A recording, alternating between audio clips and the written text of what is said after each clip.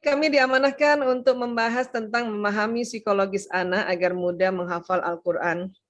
Hari ini izinkan kami untuk membahas apa sih yang sebetulnya yang terjadi di otak kita pada saat kita menghafal Quran dan bagaimana sih sebetulnya tinjauan neuroscience dalam rangka memahami psikologis anak. Ya. Memahami psikologis anak agar mudah menghafal Al-Quran, tinjauan dari ilmu tentang otak atau paling tidak kita belajar ya, kalau kita baca Quran tuh kayak apa tubuh kita ya, Masya Allah. Baik, jadi tubuh manusia ini sesungguhnya dipengaruhi oleh lingkungan saat dia di dalam rahim, saat dia lahir, masa kanak-kanak dan remaja serta dewasa. Ya, artinya pada saat di tubuh kita ini yang dikoordinir oleh otak manusia dan tentu juga dengan kolbu manusia itu dipengaruhi oleh lingkungan sekitar. Ya, untuk itulah buat kita orang tua yang masih punya anak-anak masih sangat belia, ini sangat-sangat besar pengaruhnya dalam rangka juga kita ya keinginan kita, harapan kita agar anak-anak hafal Quran. Ya, nah, kalau kita bicara otak, inilah otak manusia. Saya hampir semua modul kami ini ya dibuka dengan otak manusia. Jadi ada Allah menciptakan otak besar, kita sebutnya cerebrum, dan juga otak kecil ini yang di bawah ini ya, disebutnya cerebellum, Masya Allah. Diletakkan paling atas di dalam kepala kita, dilindungi oleh berbagai lapis pelindungnya, termasuk tulang tengkorak. Ya. Di dalamnya ada namanya neuron atau sel otak ya. Nyun sewu, ayah bunda, bapak ibu nih kita belajar tentang diri manusia ya. Nah, neuron ini kurang lebih bentuknya seperti ini, bentuk animasinya ya. Sesungguhnya dia sangat kecil-kecil sekali. Jumlahnya 100 miliar kurang lebih. Ya, satu neuron kerjanya kayak satu komputer yang tercanggih di zamannya. Ya, artinya apa? Artinya saya yang lahir tahun 68, tadi Bunda Rani sudah sebutkan, kan saya ini generasi X ya. Punya juga 100 miliar kayak gini. Tapi ya Bunda Rani saya sih lihat dari wajah ya pasti lebih muda ya. Bunda Rani lahir tahun berapa Bun? Yang lahir 82 Bunda. Itu generasi milenial ya, 82 itu. Punya juga 100 miliar seperti ini kayak saya juga tapi lebih canggih Bunda Rani otaknya. Ya, anak kita juga nanti generasi berikutnya yang generasi Z yang lahir antara tahun 1996 sampai 2010, diikuti nanti generasi yang dikenal dengan namanya Alpha yang lahir 2011 sampai yang lahir saat ini nih dan sampai 2025 itu dikategorikan generasi Alpha. Berikutnya lagi nanti kata ahli demografi menggunakan alfabet Yunani, jadi ada Alpha, Beta, Charlie dan sebagainya. Ya. Jadi jangan heran, anak-anak yang sekarang lahir itu otaknya lebih canggih dari kita. Lebih canggih dari mananya? Ini, menyimpan data dan informasi. Mereka lebih canggih. Saya juga punya 100 miliar, tapi lebih canggih mungkin anak-anak kami yang generasi baru ya, 100 miliar. Ya, sama. Cuman data-data yang saya bisa serap tidak secanggih mereka. Hanya kalau otak orang zaman dulu lebih tangguh sebetulnya, lebih tangguh, lebih bandel ya. Kalau anak sekarang lebih sophisticated. Antara neuron ini akan tersambung-sambung lewat kabel-kabel ini ya. Ini kayak stop kontak ya. Bayangin ini laptop. Ini kayak kabel yang ke stop kontak ya. Kabel-kabel yang di pinggir ini tuh kabel-kabel yang di pinggirnya laptop itu loh ayah bunda. Ya, yang bisa disambung dengan laptop lain atau dengan gawai yang lain gitu ya. Nah, jadi bayangkan ya, setiap sambungan ini istilah kita koneksi neuron ya, ini. Jadi kabel-kabel ini saling menyambung, menyambung. Membentuk apa? Membentuk memori, membentuk ingatan. Ya. Tapi sambungannya bukan sambungan yang fisik. Jadi tidak menempel ini antara kabel ini dengan kabel ini. Sambungannya nanti ada keluar nih zat kimia. Ya, mohon maaf, mohon izin ini kita pakai bahasa Latinnya. Neurotransmitter, ada zat kimia yang keluar. Zat kimia ini bisa diibaratkan seperti lem. Ya. Nah, jadi mungkin gurunya sama, pelajarannya sama, sekolahnya sama, padepokannya sama. Tapi daya tangkap anak-anak beda-beda karena keluarnya zat kimia ini. Zat kimia ini keluar banyak atau sedikitnya dipengaruhi oleh nutrisi dan emosi. Nutrisi mah simple aja ya. Pokoknya ya, karena banyak orang, Bu Aisyah nutrisi yang bagus apa sih? 4 sehat 5 sempurna, itu udah bener banget deh. Ya. Nah, kemudian yang berikutnya emosi. Kalau kita mempelajari sesuatu atau mengalami sebuah peristiwa dengan perasaan, pikiran yang nuansa emosinya positif, maka neurotransmitter ini yang keluar jenis positif. Karena neurotransmitter ini banyak jenisnya. Ada yang positif, ada yang negatif. Ya. Positif diantaranya ada dopamin, endorfin, serotonin, oksitosin. Gitu. Mungkin tidak perlu dihafal ya. Yang penting kita tahu bahwa ya Allah, begitu banyak Allah memberikan ya zat kimia di otak kita. Ya, kalau dihafal nanti malah pusing, tapi ketahuilah bahwa ini luar biasa dan ini semua ciptaan Allah. Para ilmuwan tuh hanya menemukan saja dan menamakan saja supaya lebih universal. Ya, nah. Tapi kalau ada kita belajar sesuatu ya atau mengalami peristiwa sesuatu dengan kekesalan, kemarahan, kesedihan, itu juga neurotransmitter keluar banyak tapi yang jenis negatif. Ya, nama-namanya beda lagi itu. Ada adrenalin, ada norepinefrin, ada kortisol dan sebagainya. Ya, beda-beda ya. Nah, jadi ya karena ini keluarnya cepat, maka dia berbentuk seperti listrik. Jadi di otak kita tuh ada listriknya. Saking keluarnya cepat itu, wah kayak gini. Ya. Jadi kalau dikatakan zaman dulu tuh, aduh, otakku kok kayaknya panas ya, itu benar. Atau ada istilah ini, ya Bunda Rani, ya itu otaknya koslet, itu benar juga, karena ada listrik di antara sistem saraf ini. Ini baru satu ya, di otak kita itu sambungan listrik banyak sekali. 1 detik ada 2 juta sambungan, Masya Allah. Jadi waktu kita belajar, melihat sesuatu, mendengarkan, mengucapkan, merasakan, ini terjadi sambungan. Ini nanti membentuk memori, membentuk ingatan. Ya, sehingga nanti di otak kita kurang lebih nih, kayak gini sambungan-sambungannya. Kalau baru pertama kali kita membaca atau melihat, mendengar sesuatu, mungkin sambungannya masih tipis. Tapi kalau diulang, maka dia tebal. Diulang, tebal. Itulah dalam pendidikan, ya. Juga dalam kita baca Al-Quran, atau kita mau menghafal Al-Quran, intinya adalah pengulangan. Diulang-ulang, repetisi, murojaah. Memang betul. Karena otak yang paling dahsyat teknik itu. Murojaah, diulang-ulang. Itulah para ulama minta kita mengulang-ulang itu setiap ayat. Ada yang mengajarkan 20 kali diulang, ada yang mengajarkan 40 kali. Ya, ada yang mengajarkan 500 kali diulang. Agar apa? Agar terbentuk kabel yang tebal sehingga tetap ingat. Ya. Tetap ingat. Bahkan mungkin nggak cuma satu yang nanti diulang-ulang itu. Nanti kalau kita belajar lagi tentang artinya atau maknanya, dia ada sambungan baru lagi. Sambungan baru lagi. Sehingga nanti setiap ayat itu bukan hanya sekedar dihafal, tapi ya ada sambungan baru lagi, ditahu artinya, difahami maksudnya, dan bisa diaplikasikan dan bisa dipakai ayat-ayat tersebut untuk ya kehidupan kita setiap hari di dunia. Ini kerja otak seperti ini. Ya. Termasuk belajar hal yang lain. Ya.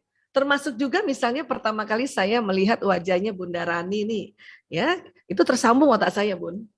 Kemudian nanti dengar suaranya yang merdu, itu tersambung juga otak saya. Masya Allah. Ya, nanti saya lihat berulang-ulang tersambung. Insya Allah pada saat di Jogja, barangkali lagi jalan-jalan Malioboro, nanti saya bisa, Bunda Rani, Bunda Rani Albani ya, bisa begitu. Ya, karena sudah mulai kenal otak ini. Itulah pentingnya kita mengulang, ya. Nah, jadi ini konsepnya ya, konsep koneksi neuron. Ya, untuk belajar apapun. Wabil khusus kita mau kali ini ingin kita fokuskan untuk baca Al-Qur'an, ya. Dari otak ke badan ada namanya sistem saraf. Ini kabel-kabel saraf yang jalan di tulang belakang. Ini orang bilang sumsum tulang belakang, ya. Kemudian dari tulang belakang jalan kabel-kabel itu ke wajah, ke leher, ke seluruh badan. Ya, itu namanya sistem saraf perifer atau tepi. Ya, ini karena kemana-mana ini. Nah, sistem saraf kerjanya kayak kabel listrik. Ini saya berulang kali sosialisasikan. Karena kalau belajar saraf ini sendiri, ini bersemester-semester, ini lama. Tapi supaya kita tahu betapa Allah Ta'ala itu menciptakan tubuh kita komplit sekali. Dan waduh, detil sekali. Ya, kita belajar yang secara simpel dulu ya. Jadi sistem saraf kayak kabel listrik. Karena tadi kita sudah belajar di otak ada listriknya. Sehingga kalau otak kita isi Al-Quran, ya, dengan cara apa? Ditangkap bacaan itu lewat mata, lewat telinga, lewat ucapan, ya, lewat gerakan juga. Maka pesan itu apa yang kita baca jalan ke badan, naik ke otak, tersimpan di otak depan. Bahkan nanti dari otak perintahkan ke seluruh tubuh, maka tubuh ini melakukan perilaku, melakukan amalan yang sesuai apa yang isi otak kita. Itulah makanya mengapa kita sebisa mungkin anak di usia muda dikenalkan Al-Quran, setelah itu nanti ditingkatkan, dikenalkan artinya, maknanya, sehingga itu menjadi pegangan hidup dan nanti membentuk perangainya, membentuk perilakunya. Namun tentu harus tahu juga bahwa di bagian otak lagi ada otak watak, ada otak bakat, ya, ada otak emosi. Karena tadi mempengaruhi. Ada anak waktu diperkenalkan Al-Quran, ya, itu caranya kurang elok lah ya, kurang baik dan kurang pantas. Sehingga apa? Ya, anak juga trauma. Ada berapa kasus ya? Afwan ini hanya ilustrasi cerita ya, termasuk anak saya yang kedua ya. Pada saat waktu pertama kali baca Quran ya memang di rumah ya, tentu ayah ibunya memberikan sedikit basic. Kemudian waktu di sekolah ya mungkin gurunya caranya kurang elok ya. Apa yang terjadi? Dia trauma baca Quran. Sehingga kami harus terapi dulu Ananda agar dia tidak trauma. Traumanya kenapa? Ini cerita saja ya, sebuah ilustrasi ya. Jadi pada saat mungkin dia salah baca, dilempar sepatu sama gurunya. Itu yang bahaya itu. Sehingga apa? Sehingga otaknya mengeluarkan tadi zat kimia neurotransmitter yang ketakutan, kekhawatiran. Saya sebagai orang tua juga waktu itu tidak terima seperti itu. Karena nanti anak yang lain dikati begitu kan. Mungkin dia tidak cocok lah saat itu jadi guru. Maka saya bicarakan dengan sekolahnya dan sekolahnya akhirnya memindahkan gurunya. Bukan apa-apa, kalau sekali udah trauma anak-anak itu ngobatinnya lama. Maka benar-benar kita ingin memberikan anak-anak landasannya Al-Quran, tapi tetap caranya baik dan pantas.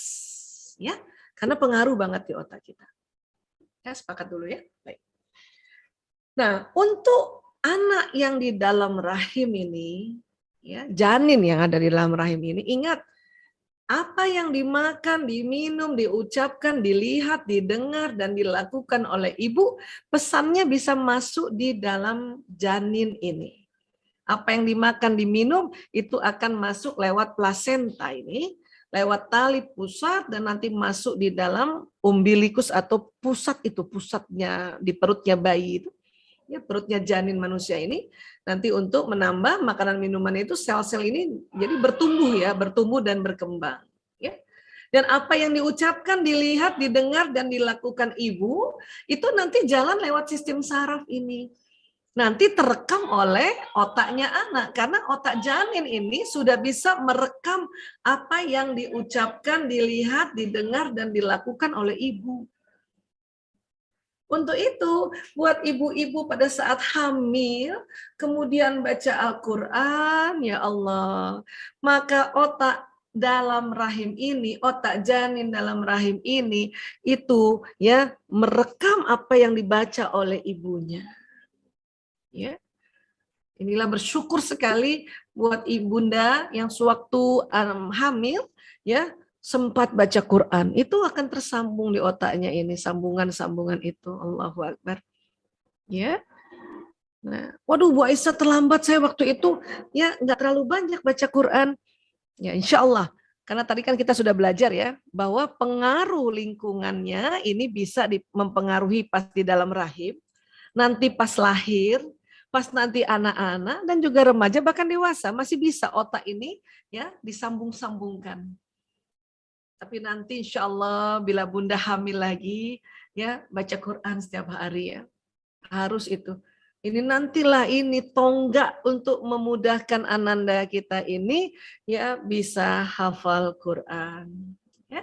Jadi yang terlanjur nanti hamil lagi ya Bunda Rani. Jadi nanti pas hamil lakukan hal yang baik-baik seperti ini gitu ya maksudnya ya. Iya. Masya Allah. Baik. Kemudian waktu bayi lahir, kemudian diazankan, dikomatkan, maka sambungan neuron yang ada di sekitar lobus temporalis di telinga ini, itu tersambung azan dan komat. Ini lagi peran ayah ini sangat penting. Kalau ayah tidak sempat barangkali kakeknya, pamannya, pokoknya laki-laki terdekat yang ada di keluarga ini. Bayangkan pada saat bayi diazankan dan dikomatkan, ya sambungan otak di daerah ini, telinganya ini tersambung, ya tersambung azan dan komat gitu. Jadi biasanya nanti para ayah kalau mau azankan ananda dan komatkan, ya azan di telinga kanan, komat di telinga kirinya, itu kalau bisa agak keras sedikit ya, walaupun tidak terlalu keras, agak keras sedikit, karena kalau bisik-bisik nanti nggak kedengeran. Ya, saya waktu tugas di perinatologi di Sarjito itu, kalau bayi baru lahir dan dia keluarga Muslim, ya bapaknya cuma bisik-bisik, saya bilang agak keras sedikit Pak. Nanti bayi yang lain dengar Bu Aisyah, nggak apa-apa. Bayi yang lahir sudah pernah dengar oleh ayahnya, ini biar diulang nggak apa-apa karena nanti akan terjadi pengulangan, Masya Allah. Ya, jadi ini penting sekali azan dan qomat ini. Oke? Kemudian ya, saya mau perkenalkan ada lagi namanya neuron cermin. Ya, jadi para ilmuwan ingin menguraikan kaitan antara otak dan perilaku fisik, maka mereka mencari sel-sel dalam otak. Ya. Mereka menemukan sejenis neuron dalam otak yang secara teoritis dapat dikatakan sebagai penyebab utama mengapa seseorang bisa belajar dengan mengamati orang lain. Nama neuronnya mirror neuron atau neuron cermin. Jumlahnya kurang lebih 30% yang ada di manusia. 30% dari 100 miliar tadi ya. Bahkan di hewan mamalia juga ada neuron cermin, tapi lebih sedikit dari manusia. Sehingga hewan tuh bisa diajari dengan cara mengamati pawangnya kan. Apalagi manusia. Jadi neuron cermin ini mulai aktif pada saat anak sudah lahir. Jadi pada saat anak sudah lahir, ya di masa kecilnya ini, bahkan sampai sekarang neuron cermin ini bisa aktif. Tentu ya membaca Al-Quran di depan bayi dan anak-anak, ini neuron cerminnya akan mencontoh. Ya, karena ini nanti di sini nih contoh. Hati-hati karena sekarang era gadget ya, teman-teman, Bapak Ibu nih ya, ini sejak bayi kan neuron cermin ini sudah nyala ya. Tapi kadang-kadang dikasih contoh yang begini nih, hati-hati. Ya. Walaupun kita tahu gawai atau gadget ini kan media saja, dia kayak kertas saja. Al-Quran kan bisa ditulis di kertas, Al-Quran bisa ditulis di tulang pada zaman Rasulullah sebelumnya, sebelum dikumpul jadi mushaf itu, ya bisa ditulis di batu, bisa tulis juga di gawai. Tapi anak baru lahir, kemudian kita kasih seperti ini tontonannya, hati-hati neuron cermin mereka nyala. Kasihan anak-anak, karena anak-anak pada saat ini lagi fresh-freshnya tuh, lagi jernih-jernihnya sambungan otak itu harusnya dikasih stimulasi yang lebih nyata. Harusnya diajak ngomong, dikasih lihat wajah, ini Umi, ini Abi, ya, ini kakak, misalnya gitu ya, ini nenek, ini meja, ini kertas, ini gelas. Pokoknya kita perkenalkan itu yang real, yang nyata, bendanya yang nyata. Ya kan? Karena memang otak manusia ini dari awal itu harus diperkenalkan benda-benda ini. Sebagaimana Allah Ta'ala mengajarkan Nabi Adam alaihissalam benda-benda pada saat ya Nabi Adam diciptakan. Itu karena otak Nabi Adam itu ya tersambung-sambung nanti. Karena otak ini kan sejak Nabi Adam alaihissalam, bukan baru sekarang aja. Ya kan? Nah, jadi kalau ada lagi orang tua, aduh susah banget ya anak-anak diatur main gadgetnya. Nah, itu harus ingat-ingat tuh waktu dia bayi gimana perangai orang tuanya ini. Ya kan? Nah, oke, baik. Sekarang putarkan bacaan Al-Quran setiap saat. Jadi mendengarkan Al-Quran secara konsisten ini dapat membantu otak anak lebih mudah mengingat hafalan. Jadi putarkan ini. Selain diputarkan, ya putarkan tilawah, ya ayah ibunya ngaji dong. Jangan anaknya melulu yang disuruh, bapak ibunya nggak ngaji. Ya kan? Nah, jadi jika anak sering mendengar Al-Quran, maka secara tidak langsung anak juga menghafal Al-Quran itu. Ya, karena ini bisa didengar dari telinga, ya, jadi tersambung lagi. Ya, Insya Allah. Jadi bangun budaya baca Al-Quran di dalam rumah. Kenapa? Karena apa yang dilihat, didengar, dirasakan, diucapkan, dipeluk itu tersambung ini. Ya. Saya ingin cerita ini lebih detail karena biar kita ngerti apa sih yang terjadi di otak. Biar kita paham apa sih yang mau dimasukkan di otaknya anak-anak. Gitu. Karena bukan apa-apa kalau kita nggak mengerti,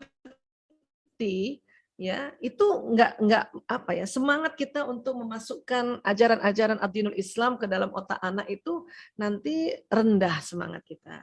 Ya. Tapi ini juga ingat, anak-anak melihat ibunya, melihat bapaknya, melihat gurunya, melihat, makanya contoh dimasukkan ke otak anak-anak. Tentu contoh teladan kita yaitu Rasulullah SAW, kita masukkan juga di otak anak-anak. Lewat apa? Lewat membacakan sirah, membacakan ya sejarahnya Nabi, membacakan sejarahnya para nabi yang lain. Itu harus rajin juga Bunda, Ayah. Nah ini karena akan masuk di sini. Tapi tentu contoh yang dia bisa dengar, dia lihat, dirasakan ya, dipeluk dan sebagainya tentu Bapak Ibu ya. Nah. Jadi karena nanti otak intelektual di depan ini yang akan terjadi sambungan, inilah kita bantu anak kita mengisi prefrontalnya ini dengan mengaji dan mengkaji apa yang Allah mau. Mau tahu apa yang Allah mau tentu harus buka Al-Quran kan gitu.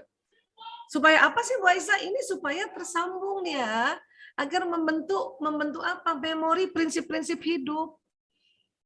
Islam kalau kita pelajari, mau era apapun, era batu, era buku, era gawai, era digital, mau nanti lagi era yang lainnya 10 tahun ke depan, itu nanti akan menyelamatkan kita dunia akhirat. Sehingga kan nanti medianya aja yang berbeda kan? Medianya saja yang berbeda.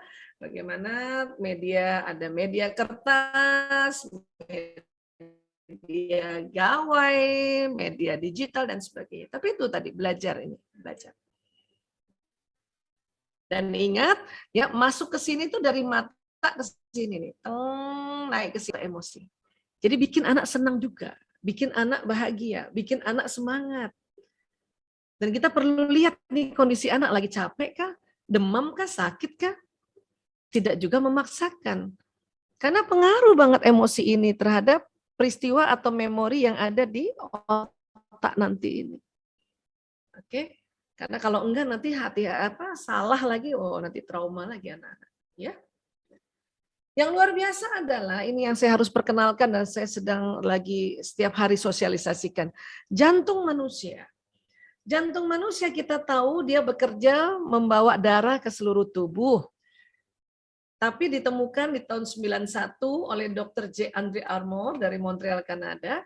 Di daerah serambi kanan ini ada sel otaknya, ada neuronnya. Jumlahnya 40.000 neuron. Jadi waktu kita baca Quran atau mempelajari sesuatu, jantung juga membuat memorinya. Jantung juga membuat rekamannya. Inilah disepakati ya oleh para ulama dan ilmuwan bahwa yang disebut kolbu itu adalah jantung, organnya jantung. Memang sering diartikan hati karena mengartikan kolbu oleh ahli bahasa zaman dulu itu diartikannya hati. Tapi organnya jantung. Jantung. Ya. Bahkan ya Imam Al-Ghazali sudah bilang kolbu itu ya organ yang ada di dada, posisinya cenderung ke kiri, bentuknya berongga, di dalamnya ada darah hitam sekali. Nah ini dia. Dan yang luar biasa, tahun 1110 Masehi, Al-Ghazali sudah bilang bahwa di jantung itu ada suara Tuhan. Ada suara Tuhan. Ilmuwan baru menemukan tahun 1998. Itu penelitian di Institute of Hermeth, kerjasama bukan Amerika, UK, ya, Inggris dengan Arab Saudi untuk meneliti kolbu. Didapati betul-betul di dalam jantung kita di daerah atrium ini, di daerah serambi kanan, ada suara Tuhan di situ. Ya. Ilmuwan satu mengatakan di sini ada pola atau patron Al-Quran. Di jantung kita masing-masing lahir sudah ada patron Al-Quran. Yang namanya patron dia masih tipis. Supaya dikuatkan, dibesarkan, itulah harus membaca Quran. Dan supaya tambah kuat itulah dibaca ulang-ulang. Karena dibaca ulang-ulang maka hafal. Kan gitu sebetulnya. Ya. Jadi baca ulang-ulang hafal nanti. Dan yang di jantung kita ini Al-Quran yang awalnya tipis sambungannya. Karena dari kecil anak-anak sudah kita fokuskan untuk diulang-ulang.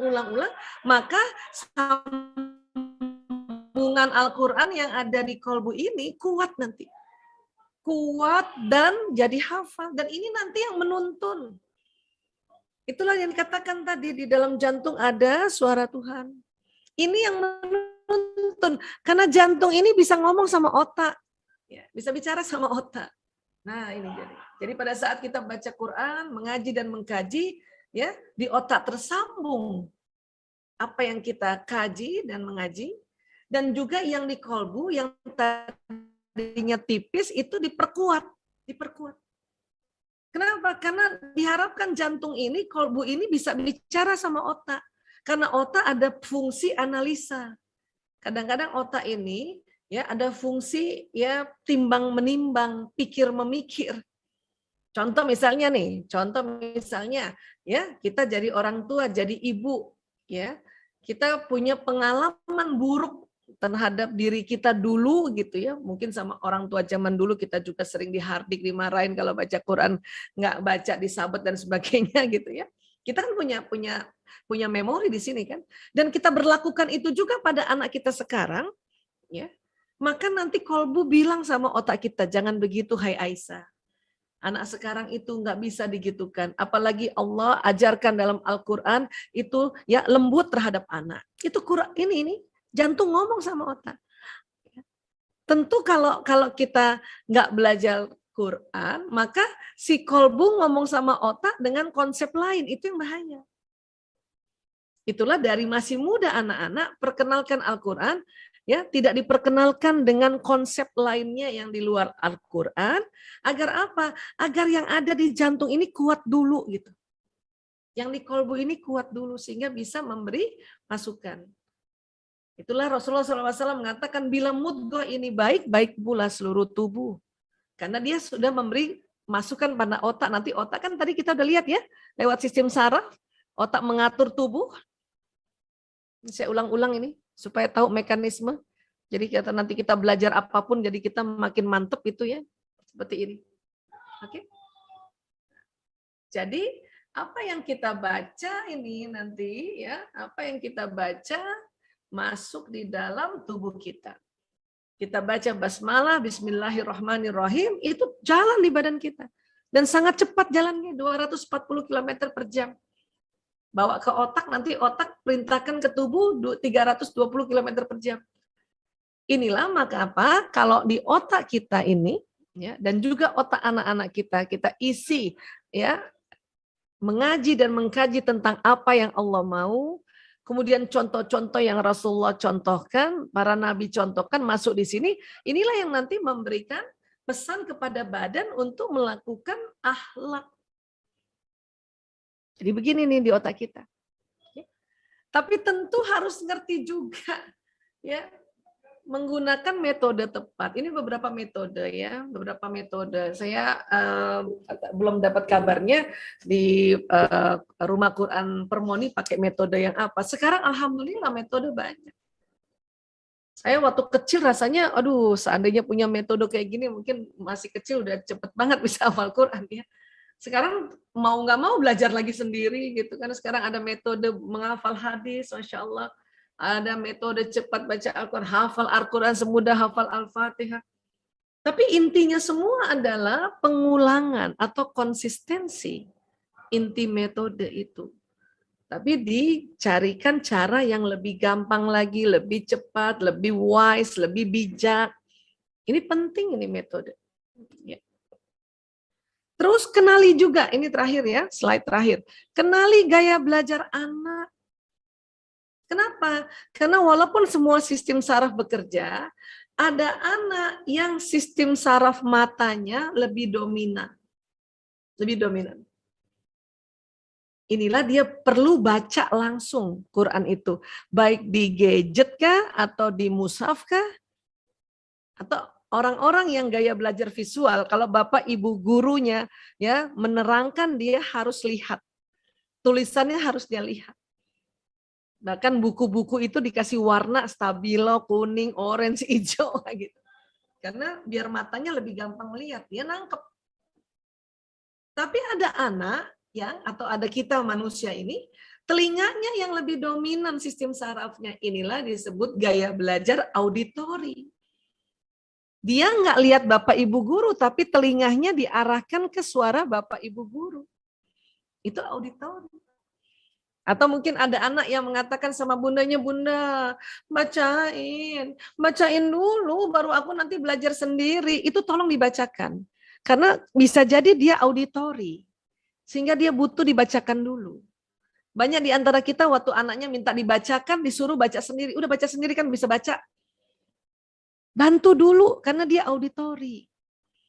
Ciri-ciri auditori juga itu tadi, ya, senang belajar di tempat yang rame, banyak suara. Ya itu. Ciri-ciri auditori juga, ya, kalau dia membaca sesuatu harus dibesarkan suaranya, itu auditori. Ya. Nah, ada juga yang di tangannya, tangan dan di kakinya itu persarafannya ya lebih dominan. Sehingga apa? Sehingga anak yang mempelajari apapun, baik Al-Quran maupun pelajaran yang lain, dia harus gerak-gerak tangannya. Harus pegang sesuatu. Atau pulpen digoyang-goyang terus. Atau kakinya yang goyang-goyang. Atau dia jalan. Menghafal Quran dengan jalan. Dia jalan. Gerak jalan. Jalan kanan kiri, kanan kiri. Itu jangan dimarahin. Itu berarti dia kinestetik. Kalau disuruh duduk manis, ya, itu nggak bisa masuk cepat di otaknya informasi yang dia pelajari. Memang bisa lihat, bisa dengar, tapi di antara tiga ini ada yang dominan. Ya. Di Al-Azhar University saja ya, berapa kali saya lihat di sana, saya perhatikan itu, ya, ngafal Qurannya nggak duduk aja, jalan, bahkan lihat awan ya sambil tadabur gitu ya. Jalan-jalan ya. Saya udah tahu tuh nih kalau yang jalan-jalan nih gaya belajarnya kinestetik. Ada juga yang nggak jalan, dia lihat mushafnya terus. Oh, itu gaya belajar visual tuh.